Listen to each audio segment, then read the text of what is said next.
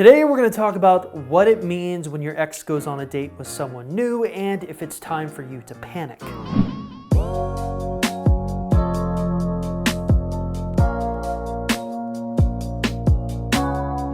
Now, when I was figuring out exactly what I should be talking about with this video, I kind of ran into a bit of a wall.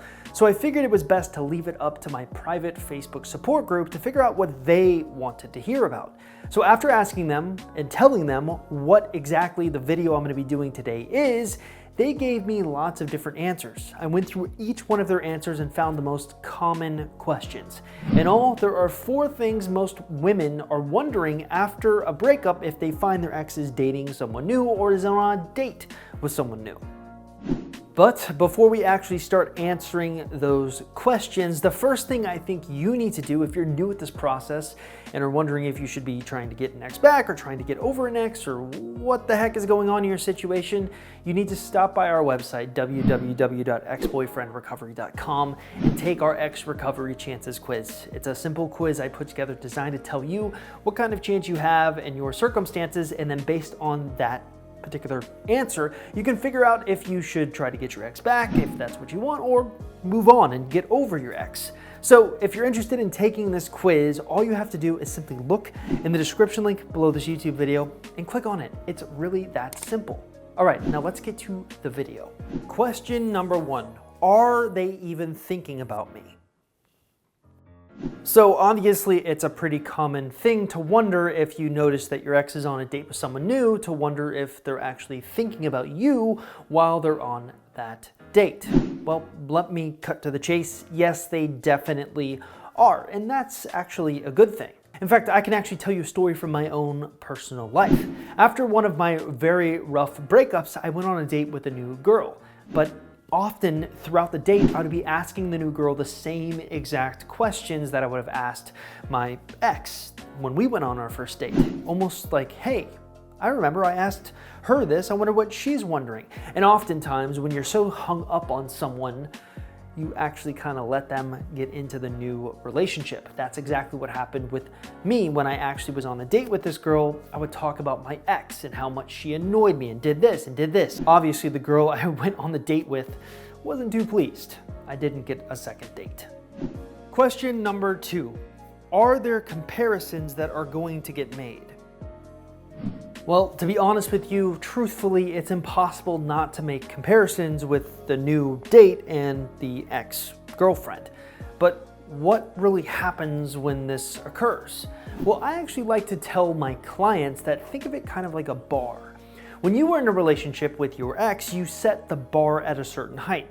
Let's make this super simple. Let's say on a 1 through 10 scale, maybe the experience of the relationship with you was a 7. In fact, that wasn't good enough for your ex, which is one of the primary reasons that they broke up with you. Well, it's completely normal for them to understand, hey, my ex set the bar at a 7, but this new girl is setting the bar at an 8 or a 9. Now, when I tell that to most of my clients, they freak out. How is it possible to overcome that when the new girl set the bar so high? But what you don't understand, or you seem to forget, is that anytime you meet someone new for the first time, it's exciting. There's that honeymoon period aspect. So of course the bar is going to be set extremely high, but the bar never stays at a constant 9 or 10. It's a living, breathing thing that moves up or down depending on the situation that you find yourself in. So what really matters is that after enough time goes on and the bar has had a chance to kind of come down, where does it settle?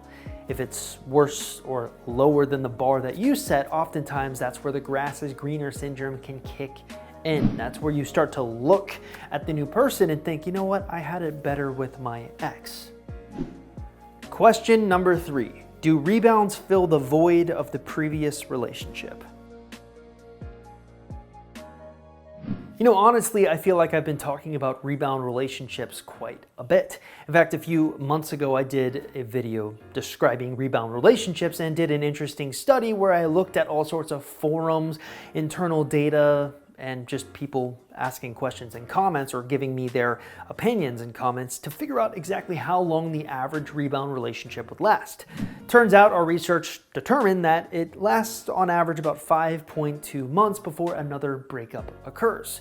So, does this new relationship or new date that your ex has gone on fill the void left by the previous relationship? Well, I think it kind of depends on how long they're in a relationship with that person.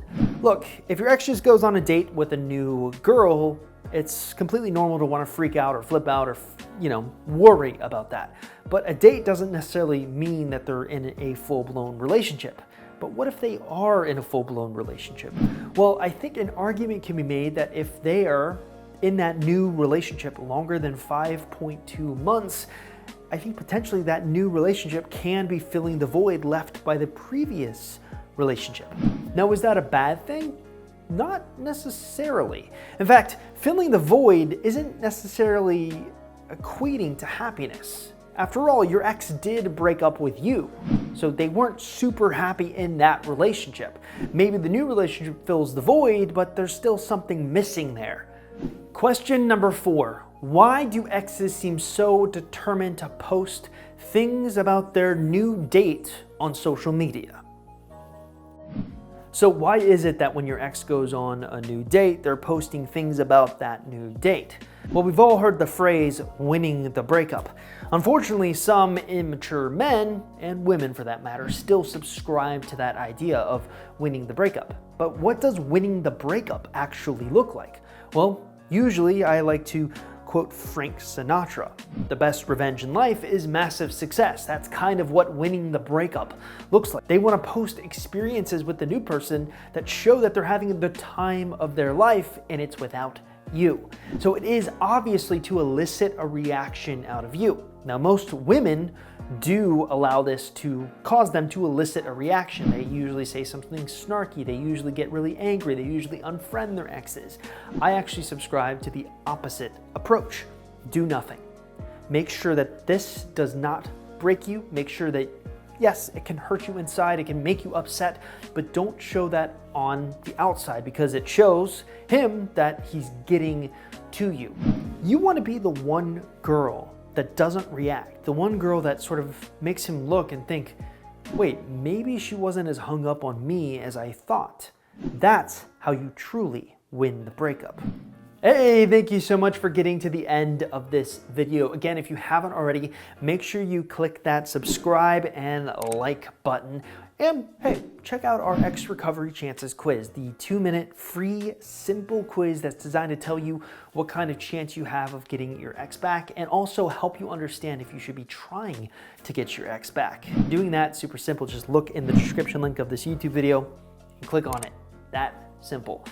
Thank you so much for subscribing, liking, or even watching the video. I really, really appreciate it and hope you continue to do it. If you have any questions, feel free to comment. I will do my best to respond to you. See you next time.